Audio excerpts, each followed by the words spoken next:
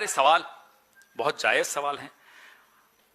How could a listed company report revenues running into 15.15 lakh crore in 5 years if the underlying transactions and records were allegedly not available for verification? 15 lakh से ऊपर, 15 लाख करोड़ से ऊपर हमने बोल दिया company ने, उसके रिकॉर्ड्स बिना वेरिफिकेशन के, और हमने स्वीकार कर लिया। कैसे, क्यों किया, किसके कहने पर किया, किसके इशारे पर किया?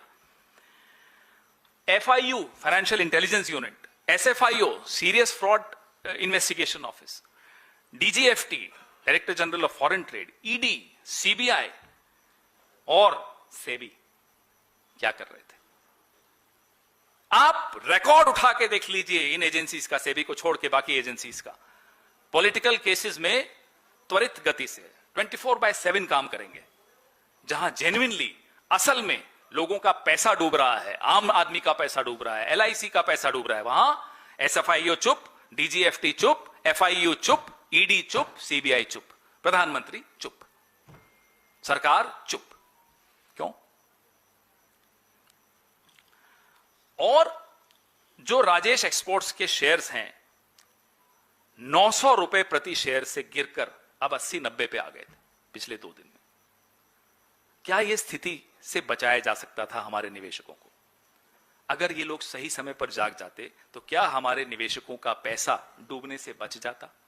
क्या बड़े बड़े जो शार्क्स बैठे हैं जिन्होंने इसमें इन्वेस्ट किया था, उन्हें पहले ही मालूम था?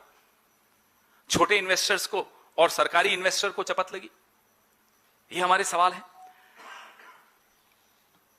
क्या सरकार को, छोड़िए सेबी को 1 मिनट के लिए साइड में रख लीजिए, ये सरकार तो भाई सुना है कि पत्ता भी गिरता है दिल्ली में कहीं तो मोदी जी को मालूम पड़ जाता है, हो सकता है उनकी अनुमति से गिरता हो। हवा चलती है उनकी अनुमति से चलती है, सूरज उगता है उनकी अनुमति से उगता है, सूरज डूबता है उनसे पूछकर डूबता है, सब कुछ उनसे पूछकर होता है। तो मोदी साहब, आपकी सरकार को यह नहीं मालूम था कि इतना बड़ा घोटाला हो रहा है? इंतजार किया आपने 900 का शेयर 100 पे आने की, इंतजार किया आपने इतना लाखों करोड़ लोगों का डूब जाने की। क्यों इंतजार कर रहे थे? किसको बचा रहे थे? पैसा तो सबका, छोटे आदमी का डूबा। जिम्मेदारी कौन लेगा? प्रधानमंत्री लेंगे, निर्मला जी लेंगी।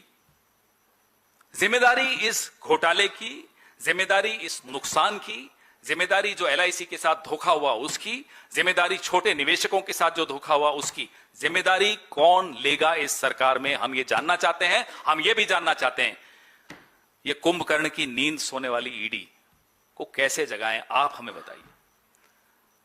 क्या उन्हें राजेश एक्सपोर्ट्स का, आज तक ED का अभी तक तो नहीं लॉन्च हुआ, कोई केस नहीं, कोई इंक्वायरी नहीं, कुछ नहीं। क्यों? 48 घंटे से ऊपर हो गए। अभी सरकार की हालत यह है कि कंप्लेन बाद में जाती है, ED पहले पहुंच जाती है, फिर वो कंप्लेन बाद में दिखाई जाती है जस्टिफाई करने के लिए ED की मूवमेंट को।